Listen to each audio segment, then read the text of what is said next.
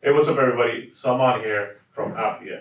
And in this video, I'm going to talk to you about what are the different components you require to run your application inside Kubernetes. We're going to be looking at a deployment, service, and an ingress. A deployment is a recipe that states what containers you'd like to run and how many replicas of those containers you'd like to run.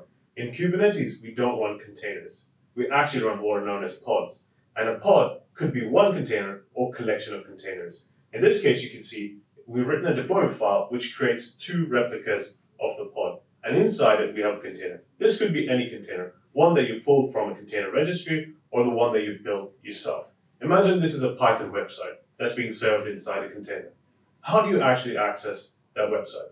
Well, in order to access the website, you need a couple of components. For example, what you'll need is what's known as a service. And a service is an internal load balancer.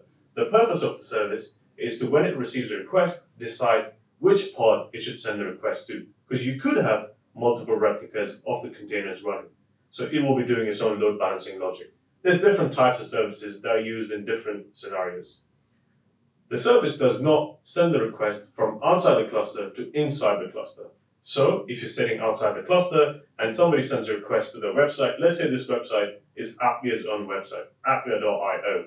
In order to send the request from outside the cluster to the container inside and receive the request, you have to have what's known as an ingress. And an ingress is a resource in Kubernetes that defines what should happen with the request coming in. You can say the request, if it comes from host appia.io, send it to the correct service, and the service will forward it to the right pod. Depending on how many replicas it is, it will pick a pod and then respond back to the user.